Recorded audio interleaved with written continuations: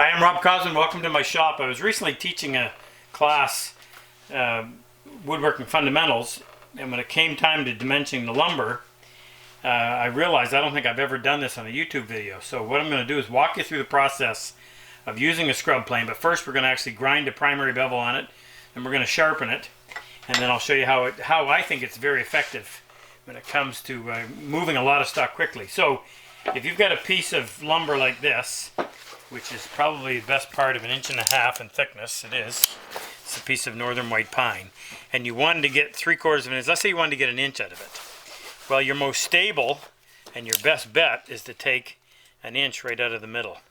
So what we would be looking at would be this.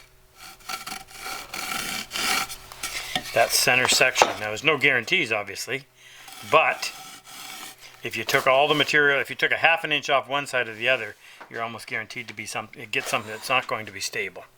So we got to move a lot of stock. Now doing that with a regular bench plane will take an awful lot of strokes. So instead I'm going to bring my trusty scrub plane into work.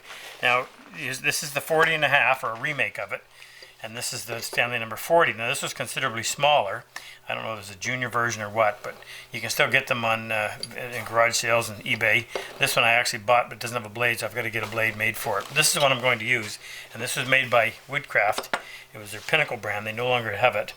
There's the blade. It's fairly heavy. I think it's 3/16 of an inch thick, and it has it's bevel down.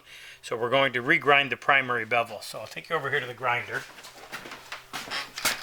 What we want to do is set the tool rest to essentially match what was already on there. This looks to be about a 30-degree bevel, but if I had my choice and I had the time, I would probably grind that back down to 25 degrees.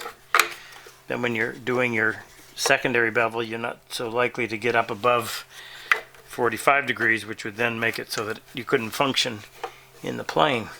So I'm matching the bevel.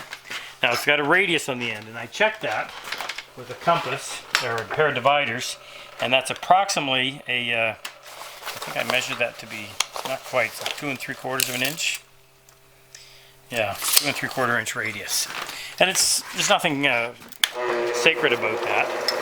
So all you're going to do is you want to keep the radius tangent to the wheel. So I'm going to pivot from back here somewhere, and I will just go in.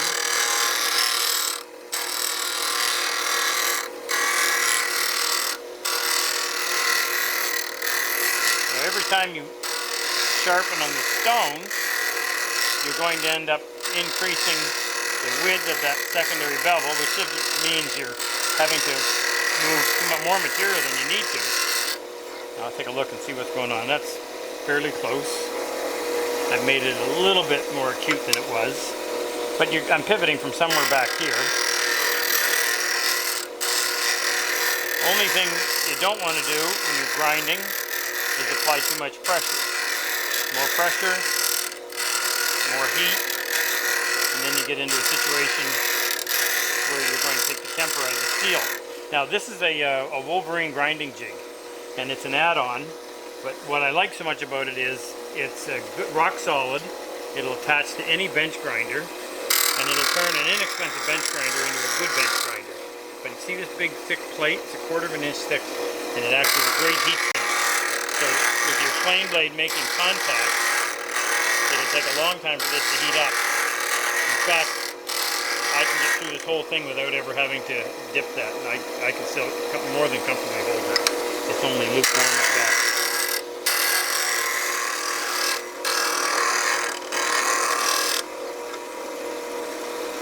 Okay, that's a little bit left, and that's fine. There's no reason to take all of it off.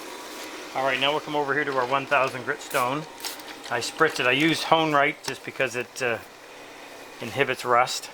So with a nice big wide primary bevel like that, it's real easy to find. So locate it. And what we want to do is we're just going to do little circles, but we're going to start in this corner and we're going to roll around. So while I'm doing these little circles, I'm going to go like this and roll around, get to this side, and then come back. Feel for a burr. Once I get a burr, I'm done. So starting on this right hand corner, find the primary bevel, come up just a little bit, and start little circles. And while I'm doing these little circles, and by the way I hold the blade, try to get 3 fingers out there to distribute the pressure evenly across the edge.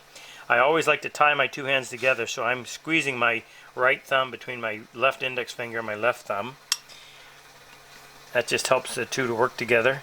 So I'm back to finding my primary, come over to the corner, in other words, just roll it over, come up just a little bit so you can get off of that primary bevel. And then as I'm doing this, and you can walk around various areas of the stone so that you're not putting a lot of use in one spot. Okay, now I'm back over to this corner, and then I'm going to come back.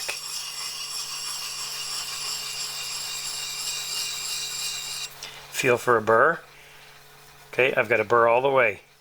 So now all I'm going to do is lay this over. I don't use the ruler trick on this. You can't. You'd end up with a little flat spot right there. And if you're not familiar with the ruler trick, that's the David Charlesworth ruler trick, where you put a steel rule on the edge of a stone like that, and you lay the blade down its back so that you're just polishing a little wee tiny strip, something we call a back bevel. But you can't do that with a scrub plane because of the radius, so you treat it like you do a chisel. I always like to set the back down first, up here, then drop it down, and then just a couple of strokes to remove any burr. Like I said, this is, think of this more of an axe than a hand plane.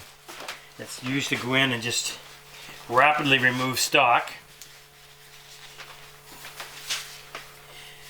Now, I'll make sure that this is held firmly in place. This tends to be fairly aggressive. I've got my guide over here. I'm not going to do the whole thing, but I'll just give you a quick rundown on how you do it. Take the lever cap off. Put the blade in place. Now I like to hold it like this with my fingers. There's no advance and retract mechanism on this. Simply slip the lever cap in and snug that up. Now I'm going to sight that down the sole. I can't see the blade yet. So I like to do it like this. When I release the pressure of the lever cap, I can just slide it with my index finger and thumb. Gives me a little bit of control. Now that's not enough. Bring it a little bit further. Okay, now I'm going to show you that. See where the blade is? Try to keep it centered. There's a lot of room. The blade is not nearly as wide as the opening. There's a big open throat so you can get shavings out. Now if this is straight grain, you can simply push forward like this. If it was tearing, then I can go on a diagonal. I'm going to bring that blade out a little more because it's fairly easy planing. And I want to show you how fast we can move stock. You can also pull this. Sometimes it's a little easier on the shoulder.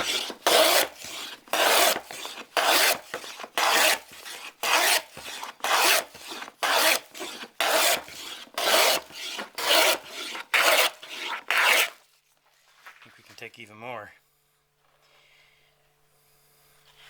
Alright, now let me show you where that blade is. You see that? Okay, now we're going to get behind that.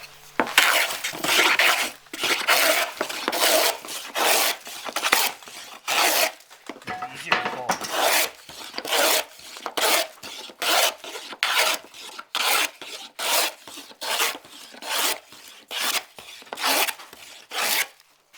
Now, if I had to go in on a diagonal, I'm going to retract that a little bit.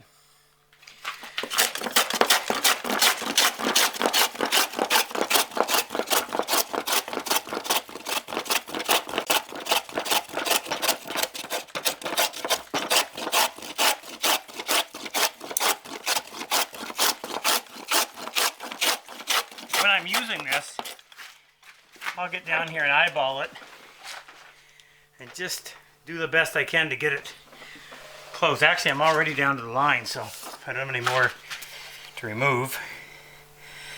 Retract the blade a little bit and then go in and refine this as close to flat as I can before coming in with either my jack or my joiner.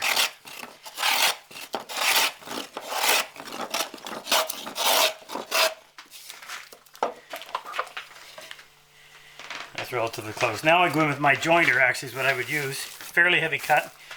Get rid of all the imperfections caused by the scrub plane. But you can move a lot of stock a heck of a lot easier and quicker with the scrub plane than you can with your joiner or jack. That's it. Not expensive, great tool, good exercise too. See ya.